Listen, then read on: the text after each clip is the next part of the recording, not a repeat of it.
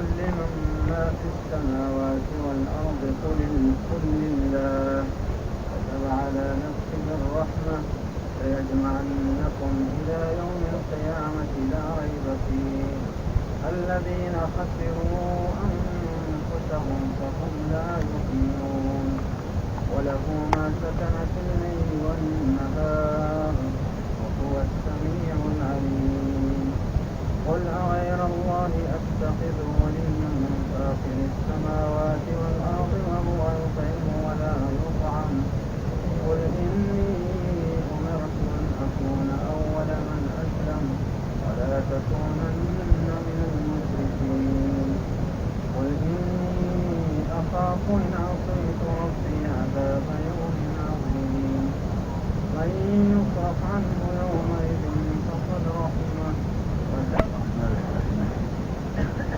الحمد لله رب العالمين والصلاة والسلام على أشرف الأنبياء والمرسلين نبينا محمد وعلى آله وأصحابه والتابعين لهم بإحسان إلى يوم الدين أما بعد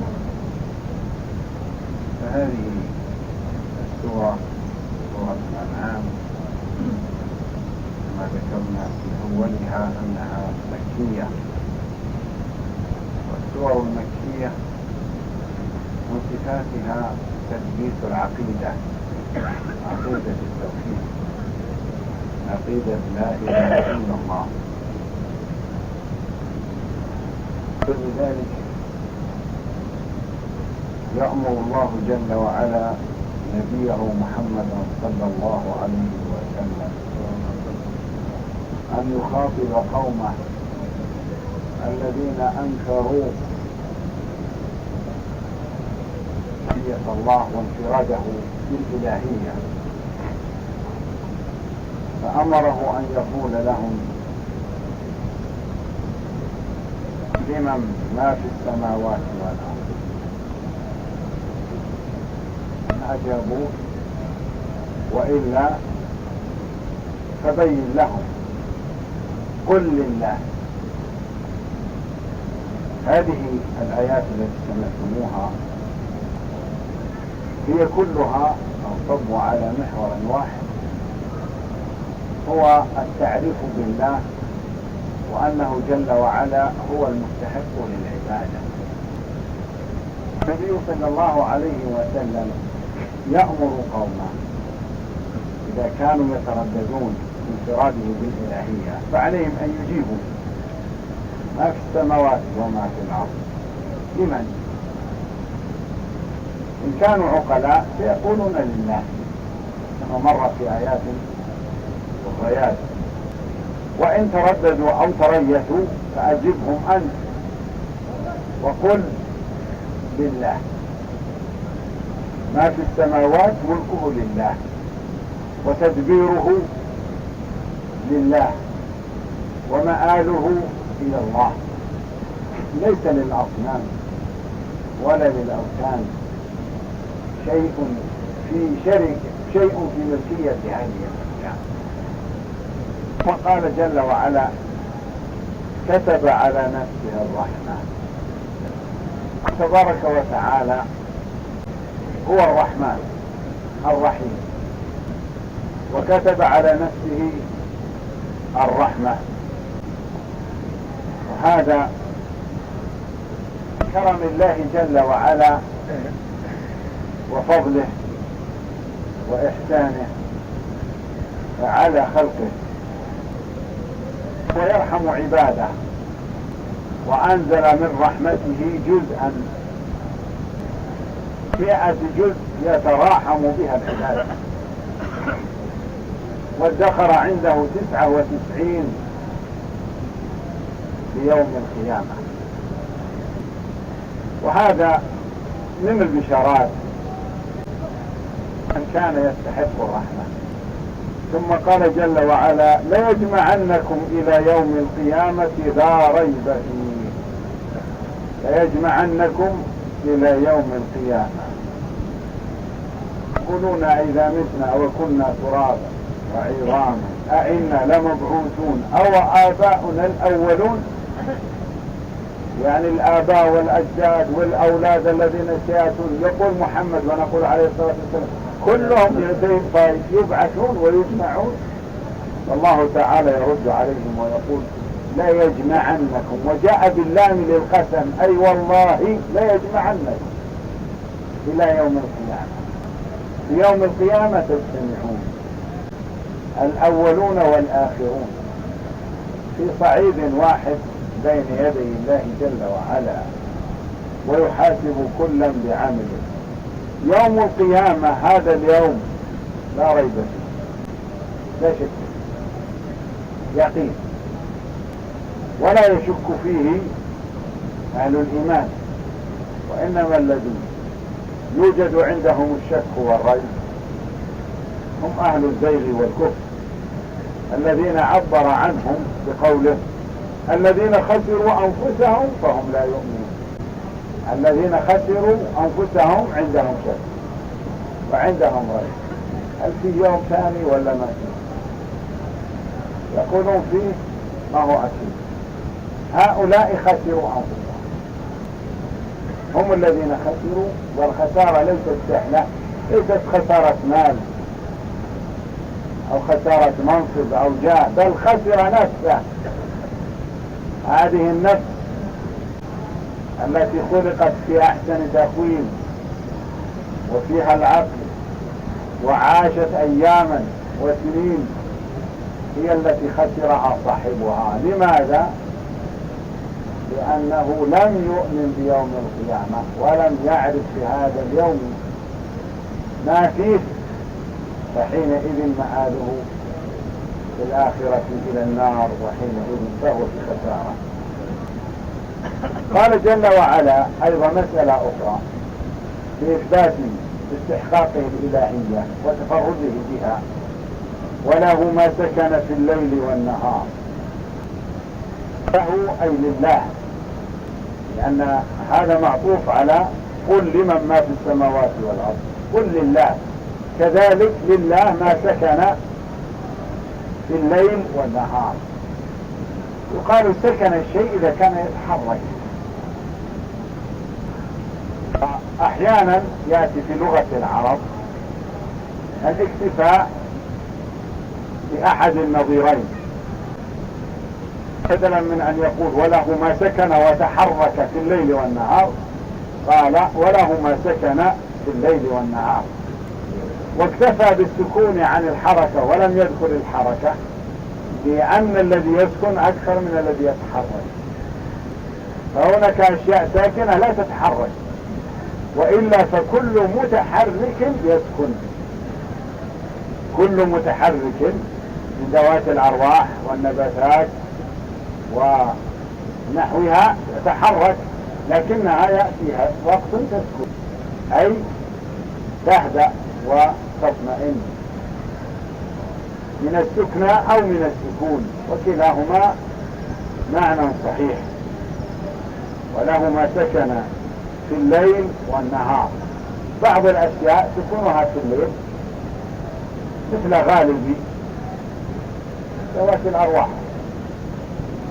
تسكن في الليل وتعيش في النهار وتتحرك، وبعض الأشياء تسكن في النهار وتتحرك في الليل، كبعض البهائم والحشرات ونحوها.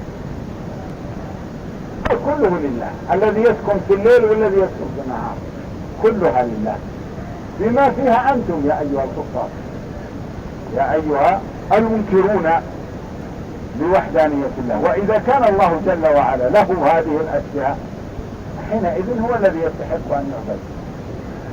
ثم قال وهو السميع العليم، وهما اثنان من أسماء الله تعالى الحسنى، ويتضمنان صفتين، صفة السمع والعلم.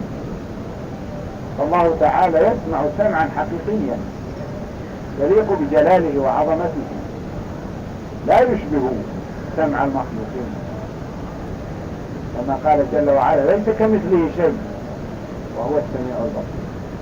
والله تعالى يعلم كل شيء، وعلمه علم كمال، ليس كعلم المخلوقين محدود في جزئيات بسيطة،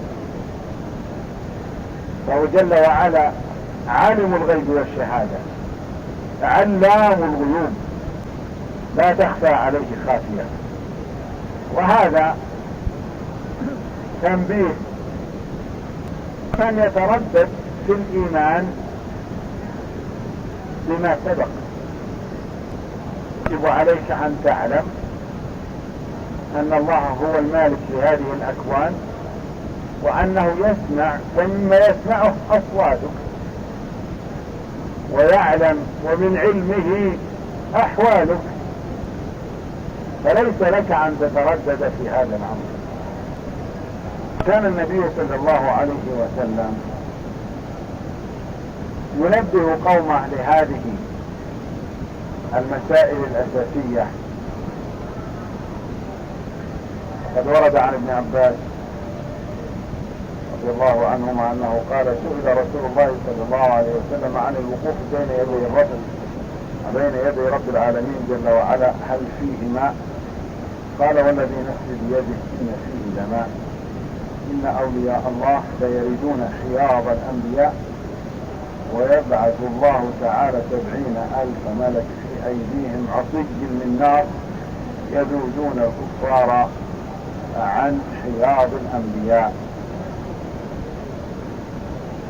فقال جل وعلا بعد ذلك مخاطبا النبي صلى الله عليه وسلم أن يخاطب قومه: قل أغير الله أتخذ وليا فاطر السماوات والأرض وهو يطعم ولا يطعم، قل إني أمرت أن أكون أول من أسلم ولا تكونن من المشركين.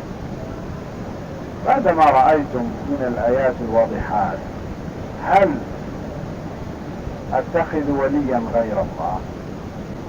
إذا كان الله جل وعلا هو مالك السماوات والأرض، وإذا كان الله جل وعلا كتب على نفسه الرحمة، وذكر جل وعلا أنه سيجمعنا في يوم القيامة، وذكر جل وعلا أنه المالك فيما سكن وتحرك في الليل والنهار، وأنه جل وعلا سميع وأنه عليم، هل يصلح أن أتخذ غيره ولي؟ ما يصلح، ما يصلح. قل أغير الله أتخذ وليا، أين هذا غبا ومنتهى الغبا أن تتخذ وليا غير الله، وأنت تعرف أن الله تعالى هذه أعماله وأملاكه وصفاته، وغيره ليس له شيء من ذلك.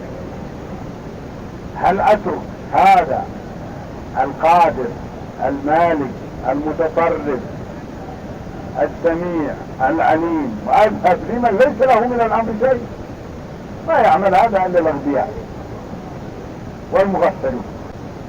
قل أغير الله أتخذ وليا فاطر السماوات والأرض، أي خالقهما.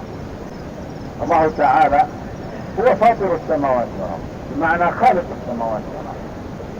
هذا تنبيه بأمر آخر. الأمر الأول ذكر لنا أنه المالك، لله ما في السماوات والأرض، وهنا قال فاطر السماوات والأرض، فهو الخالق لها. وإذا كان الله جل وعلا خلق السماوات وخلق الأرض، فالإنسان أسهل من ذلك كثير. فاطر السماوات والأرض وهو يطعم ولا يطعم، أي أن الله تعالى يطعم غيره ويرزق غيره، يسقيه ويطعمه ويهيئ له الرزق، وهو جل وعلا ليس بحاجة لهذا، ليس بحاجة أن يطعم، يطعم ولا يطعم. وفي قراءة أخرى وهي صحيحة: يطعم ولا يطعم، أي أن الله تعالى ليس بحاجة للطعام. وهنا ولا يطعم أي أنه ليس بحاجة أن يطعمه أحد، فهو جل وعلا الرزاق، كما جاء في آية أخرى: وما خلقت الجن والإنس إلا ليعبدون ما أريد منهم من رزق وما أريد أن يطعمون. إن الله هو الرزاق ذو القوة المتين. وهنا جل وعلا يقول وهو يطعم عباده ويرزقهم. الحشرة يطعمها الله وهي قد لا ترى بالعين المجردة أول ما تولد، ويجعل لها أنفاسا ويرزقها وينميها.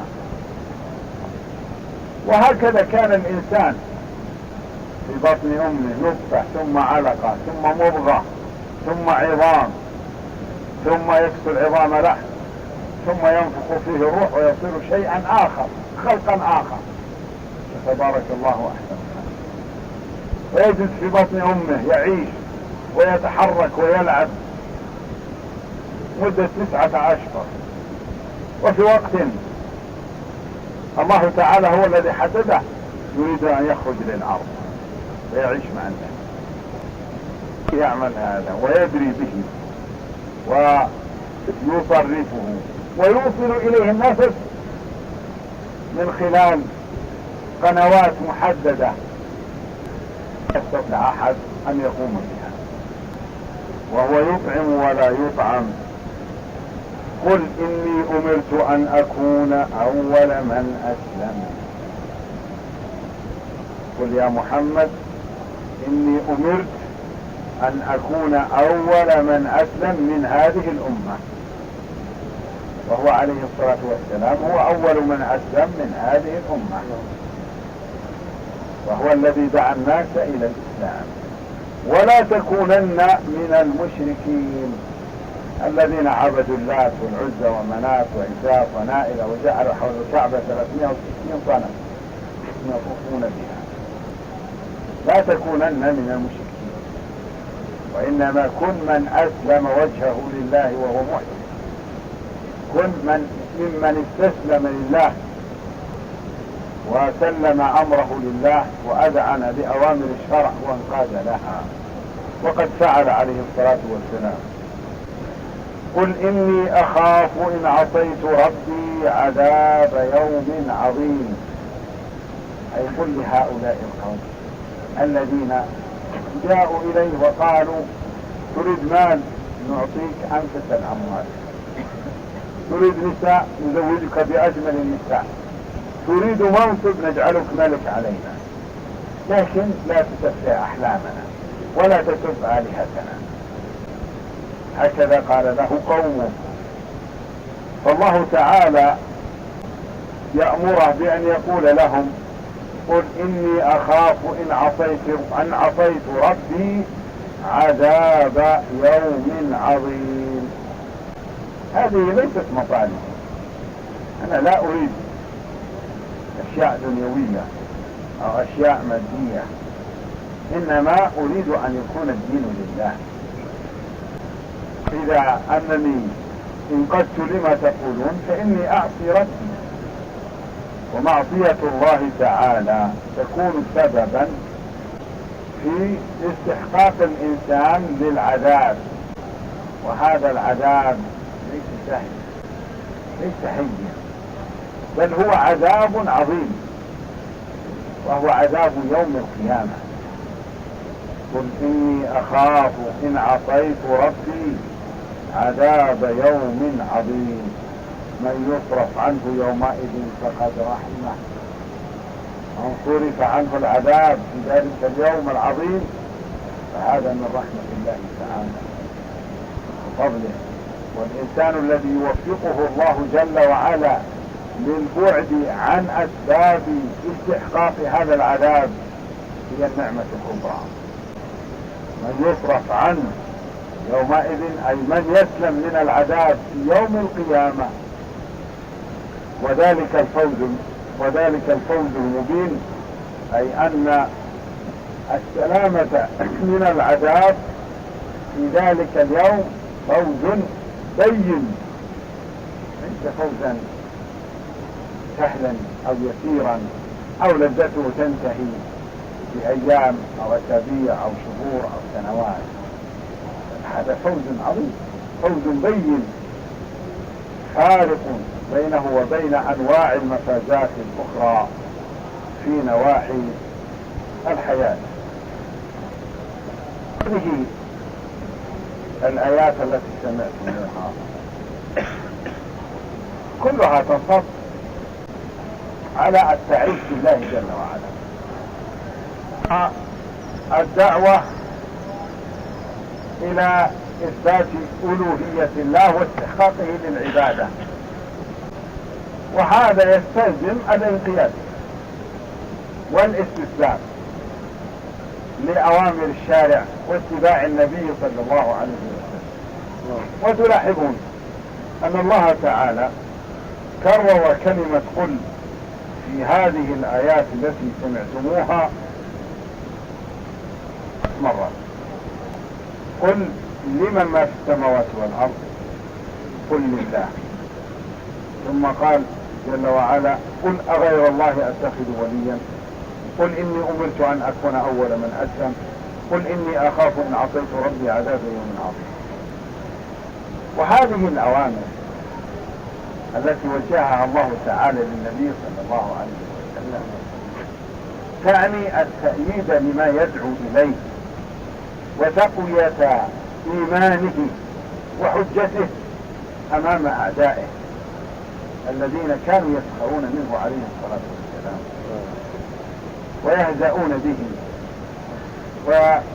ويصفونه بالجنون والكهانة والشعر، ويستهزئون به إذا تلا القرآن. والله جل وعلا يقول لهم هذه المقولات، هذه آيات الله القويات أمامكم تأملوها، لمن هي؟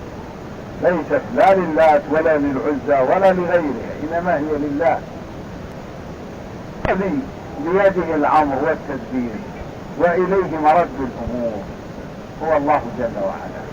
وأنتم تعلمون أن كل إنسان سيموت مهما طال به العمر، عمر 70 80 100 120 150، لكن النهاية أنه ينتهي.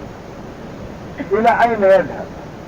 من مات قامت قيامته ودخل في تحصيل أرصدته والتفتيش عن حساباته السابقة. الرصيد مليان ولا رصيد فاضي؟ إن كان الرصيد ممتلئ فإن هذا هو الذي فاز فوزا مبينا، وإن كان رصيد الصفر فإنه حينئذ في عذاب أليم وعذاب عظيم. وهذه المسائل تلاحظونها تتكرر في القرآن كثيرا، وخاصة في السور المكية، لأنها هي التي جاءت في تثبيت العقيدة. والسور المدنية دائما أو يغلب عليها الأحكام، لأن العقيدة كانت قد استقرت وعرف الناس التوحيد. والنبي صلى الله عليه وسلم جلس في مكة 13 سنة وهو يدعو قومه إلى التوحيد. هذه السورة مما نزل عليه في مكة. نسأل الله جل وعلا أن يرحمنا برحمته، وأن يغفر لنا ذنوبنا وخطايانا وإسرافنا في أمرنا، وأن يثبت أقدامنا، وأن ينصرنا على القوم الكافرين. نسأل الله جل وعلا أن يحيينا حياة طيبة ويتوفانا على الإسلام، وأن يغفر لنا ولوالدينا وذرياتنا وجميع المؤمنين. وصلى الله على نبينا محمد وعلى آله وصحبه وسلم.